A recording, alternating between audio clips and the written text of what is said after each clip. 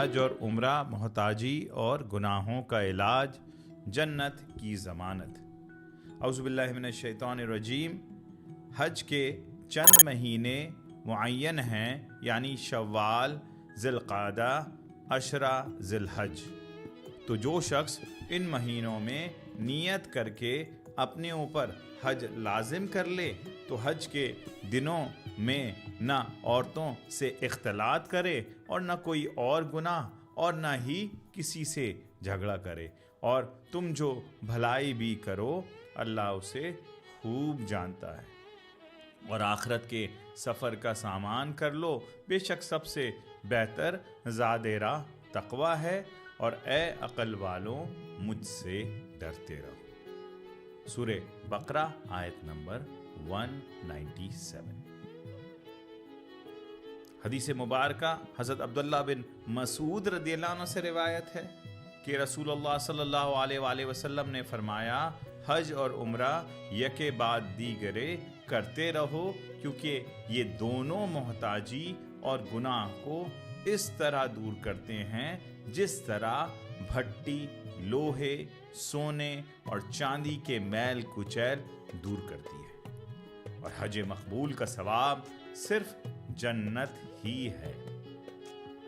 اس حدیث کو امام ترمذی، نسائی اور طبرانی نے روایت کیا ہے۔ اور اس قرآن مجید کی آیت اور حدیث مبارکہ کو حضور سیدی شیخ الاسلام الدکتور پروفیسر ڈاکٹر محمد طاہر القادری مدظ اللہ علیہ نے الندرہ فی فضیلت حج و عمرہ میں جمع کر دیا۔ اب آئیے حدیث کی گہرائیوں کو سمجھیں کہ ہماری زندگی میں اس کے لیے کیا پیغام ہے۔ پہلے تو اس حدیث پاک میں رسول اللہ صلی اللہ علیہ وآلہ وسلم نے ہمیں دو عظیم عبادتوں کی فضیلت اور حکمت سے واقف کرایا ہے، حج اور عمرہ۔ نمبر 1، حج اور عمرہ ایک کے بعد دیگرے کرتے رہو فرمایا۔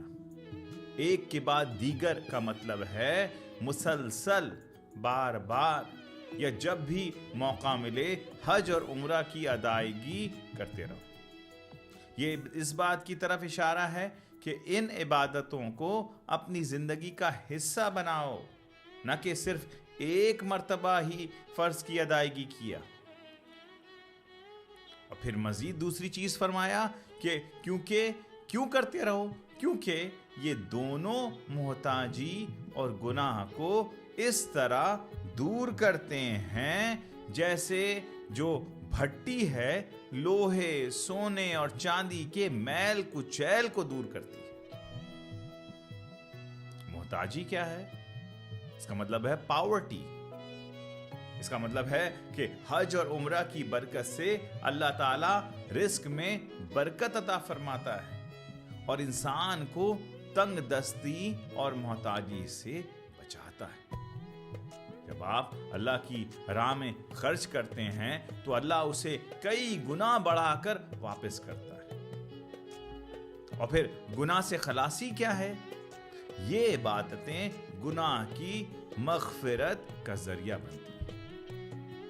جیسے کہ اصطلاح میں تاجدار کائنات صلی اللہ علیہ وآلہ وسلم نے فرمایا کہ جیسے آگ سونے، چاندی یا لوہے سے گندگی اور میل کچیل کو ختم کر دیتی ہے، بالکل اسی طرح حج اور عمرہ انسان کے نامہ اعمال سے گناہ کو مٹا دیتی ہے۔ یہ ایک روحانی صفائی کا عمل ہے۔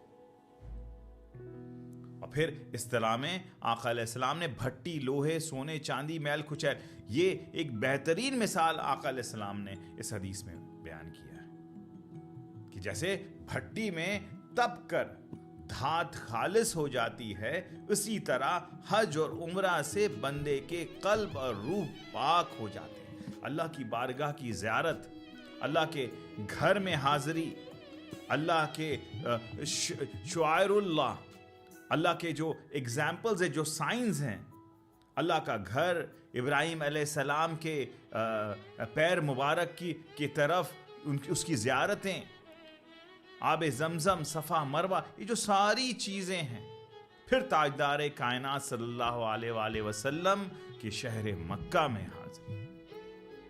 یہ جو ساری چیزیں ہیں یہ بندے کے جو گناہ ہیں اس کو صاف کر دیتی ہیں۔ اور پھر آخری چیز فرمایا کہ حج مقبول کا ثواب صرف جنت ہے۔ اب حج مقبول کیا ہے؟ حج مقبول وہ ہے کہ جو حج اللہ کی بارگاہ میں ایکسپٹ ہو گیا ہے، جو اللہ کی رضا کے لیے سنت کے مطابق اور ریائے سماح سے پاک ہو کر ادا کیا گیا ہو، جس حج یا عمرہ میں گناہ نہ ہو، جو کوئی جھگڑا نہ ہو اور ہر عمل اخلاص کے ساتھ کیا گیا ہو، وہ حج مقبول ہوتا ہے۔ جس میں جو ہے ریاکاری نہ ہو، جس میں جو ہے پاک پیسہ لگایا گیا ہو، اور اس کا اجر کیا ہے؟ اس کا اجر جنت ہے۔ اس جملے کی گہرائی کو سمجھیں۔ اس کا مطلب ہے کہ حج مقبول کا اجر اتنا عظیم ہے کہ اس کے بدلے میں اللہ تعالیٰ صرف اور صرف جو ہے جنت عطا فرماتے ہیں۔ اس کے علاوہ کوئی اور ثواب اس کے برابر نہیں ہے۔ اس کا اجر صرف اور صرف جو ہے وہ انسان کا کہ وہ عمل کا عروج جو ہے وہ جنت ہے۔ اب خلاصہ کلام حج اور یہ حدیث ہمیں حج اور عمرہ کی اہمیت بیان کرتی ہے کہ یہ روحانی صفائی کا ذریعہ ہے، مال میں برکت عطا فرماتا ہے، آخرت کی تیاری ہے اور امت کی یکجہتی ہے۔ اس میں حج ایک عظیم اجتماع ہے جہاں دنیا بھر کے مسلمان ایک جگہ جمع ہو کے اللہ کی بارگاہ میں حاضر ہوتے ہیں۔ اللہ رب العزت کی بارگاہ میں دعا ہے کہ اللہ تعالی ہمیں بھی آقا علیہ السلام کے اس شہر میں حاضری اور اللہ کے گھر کی زیارت اور حج اور عمرہ کی سعادت عطا فرمائے۔ آمین بجاہ سید المرسلین۔